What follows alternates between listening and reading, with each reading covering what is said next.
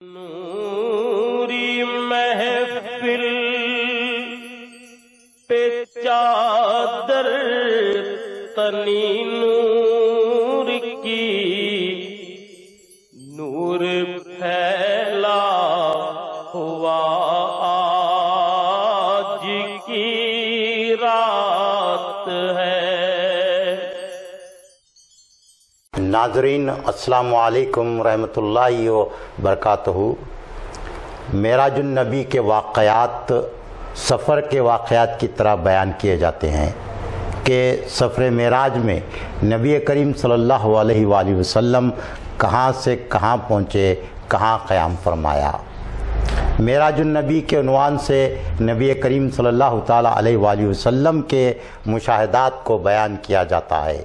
نبی کریم صلی اللہ تعالیٰ علیہ وآلہ وسلم کی معراج جسمانی تھی کہ روحانی، اس پر بحث کی جاتی ہے، لیکن معراج النبی کا پیغام کیا ہے، اس پر غور کرنے کی ضرورت ہے۔ سفر معراج کی ابتدا بیت المقدس سے کی گئی۔ روایت کے مطابق سفر اسریٰ کا آغاز مسجد حرام سے ہوا۔ اگر اللہ تبارک و تعالیٰ چاہتا تو مسجد حرام سے سیدھے آسمانوں کی جانب سفر ہو سکتا تھا۔ نبی کریم صلی اللہ علیہ وآلہ وسلم کو شب معراج ارض مکہ سے ارض فلسطین لے جانے کے پیچھے کون سا راز پنہا ہے، کیا پیغام ہے، اس پر غور کرنا ضروری ہے۔ شب معراج اللہ تبارک و تعالیٰ نے 1,24,000 انبیاء کرام کو مسجد اقصیٰ میں جمع فرمایا، اور نبی کریم صلی اللہ تعالیٰ علیہ وآلہ وسلم نے انبیاء کرام کی امامت فرمائی۔ اگر اللہ تبارک و تعالیٰ چاہتا تو نبی کریم صلی اللہ تعالیٰ علیہ وآلہ وسلم کی اقتداء کے لیے تمام انبیاء کرام کو حرم شریف میں بھی جمع کر سکتا تھا، اکٹھا کر سکتا تھا، لیکن تمام انبیاء کرام کو مسجد اقصیٰ میں جمع کرنے کے پس پردہ کیا محرکات ہیں، کیا مقصد ہے، یہ قابل غور بات ہے۔ قرآن مجید والفرقان الحمید میں معراج النبی کا ذکر کرتے ہوئے اللہ تبارک و تعالیٰ ارشاد فرماتا ہے کہ ہم نے مسجد حرام سے مسجد اقصیٰ تک کا سفر کرایا، جس کے ارد گرد ہم نے اپنی برکتیں رکھی ہیں تاکہ ہم نشانیاں دکھائیں۔ قرآن مجید کی اس آیت مبارکہ سے مسجد حرام سے مسجد اقصیٰ تک نبی کریم صلی اللہ تعالیٰ علیہ وآلہ وسلم کے سفر سے اور مسجد اقصیٰ میں نبی کریم صلی اللہ تعالیٰ علیہ وآلہ وسلم کا انبیاء کرام کی امامت فرمانا، اس سے ارض فلسطین جس میں بیت المقدس اور مسجد اقصیٰ واقع ہے کی اہمیت کا پتہ چلتا ہے۔ اسلام میں مسجد اقصیٰ کی بہت زیادہ اہمیت ہے۔ بیت المقدس کو یہ شرف حاصل ہے کہ مسلمانوں کا قبلہ اول رہا ہے۔ نماز کی فرضیت سے لے کر ہجرت مدینہ کے بعد 16 یا 17 مہینوں تک نبی کریم صلی اللہ تعالیٰ علیہ وآلہ وسلم اور صحابہ کرام مسجد اقصیٰ کی طرف رخ کر کے نماز پڑھتے رہے۔ ارض فلسطین کی یہ خصوصیت ہے کہ اسے دور فتن اور آزمائشی مراحل میں جائے پناہ اور مرکز امن قرار دیا گیا۔ پہلے زمانے میں بھی انبیاء و صلحاء نے آزمائش اور مشکل کے ادوار میں اسی سرزمین کی طرف رخ کیا۔ حضرت موسیٰ علیہ السلام اور ان کی قوم کو اسی سرزمین پر ہجرت کرنے کا حکم دیا گیا۔ اللہ تعالیٰ فرماتا ہے سورہ مائدہ میں کہ اللہ نے اس سرزمین کو تمہارا مقدر کر دیا ہے، تم واپس مت لوٹنا ورنہ خسارہ اٹھانے والوں میں سے ہو جاؤ گے۔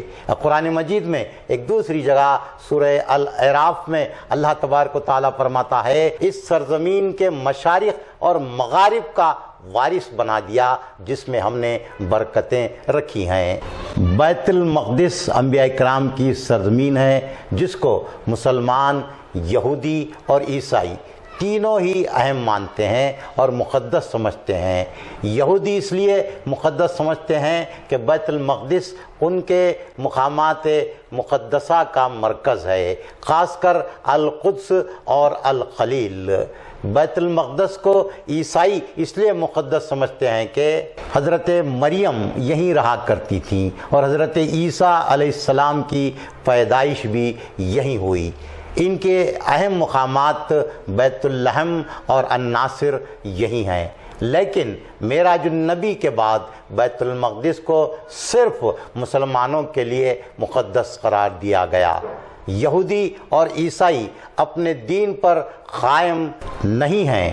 شب معراج میں مسجد اقصیٰ میں تمام انبیاء کرام کا نبی کریم صلی اللہ علیہ وسلم کی اقتداء کرنا یہ اس بات کا واضح اشارہ ہے کہ اب صبح قیامت تک اسلام ہی دین برحق رہے گا اور خاتم النبیین کی آمد کے بعد کوئی نبی نہیں ہوگا، اور جن جن امتوں کو جو فضائل دیے گئے تھے وہ ختم کر دیے گئے، اور امت محمدیہ کو تمام امتوں میں فضیلت کا مقام و درجہ عطا کیا گیا۔ اب بیت المقدس پر صرف مسلمانوں کا حق ہے، مسلمان ہی بیت المقدس کے حقیقی جانشین اور وارث ہیں۔ حضرت ذوالصحابہ رضی اللہ عنہ سے روایت ہے کہ وہ فرماتے ہیں کہ میں نے عرض کیا کہ اللہ کے رسول، اگر آپ کے بعد ہم پر آزمائشی مراحل آئیں تو آپ ہمیں کس جانب ہجرت کا حکم فرماتے ہیں؟ تو آپ صلی اللہ تعالیٰ علیہ وسلم نے ارشاد فرمایا بیت المقدس کو لازم پکڑ لو۔ آج بیت المقدس ناپاک ہاتھوں کے ان قوتوں کے قبضے میں ہیں جنہیں اللہ تبارک و تعالیٰ نے معطوب کر دیا ہے۔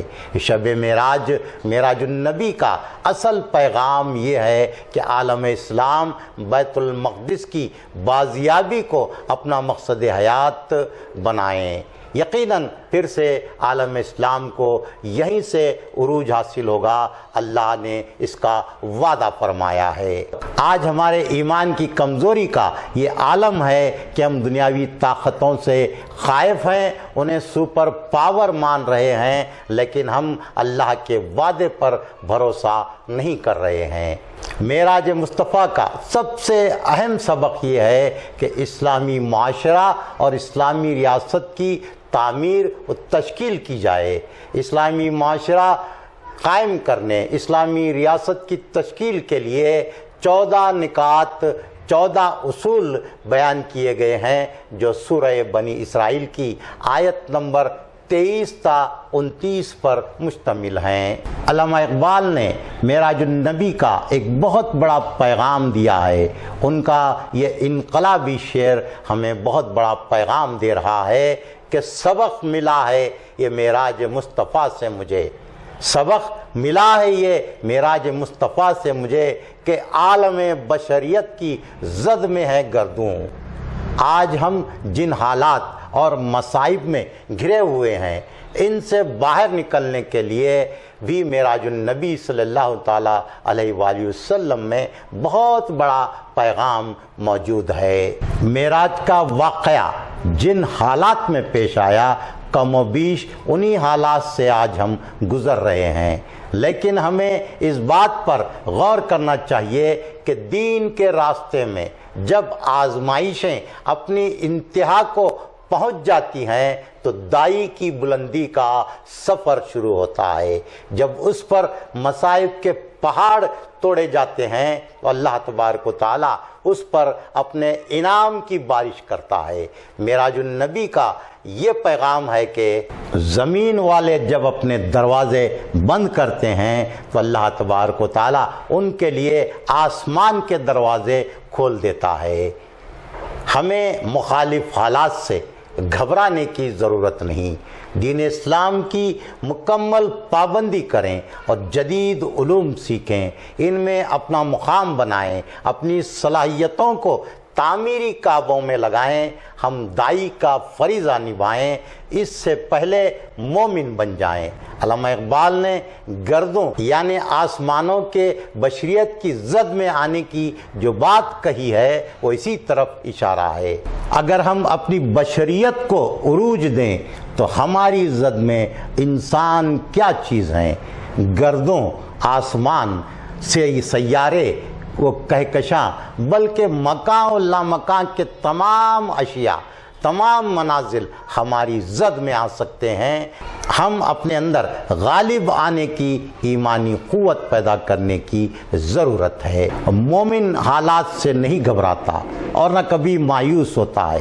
مومن تو حالات کا رخ موڑ دیتا ہے۔ اگر ہم سیرت طیبہ پر عمل پیرا ہو جائیں تو ہمیں حالات، قوموں، علاقوں پر غالب آنے سے دنیا کی کوئی طاقت نہیں روک سکتی۔ امت مسلمہ کو غالب آنے کے لیے ہی پیدا کیا گیا ہے۔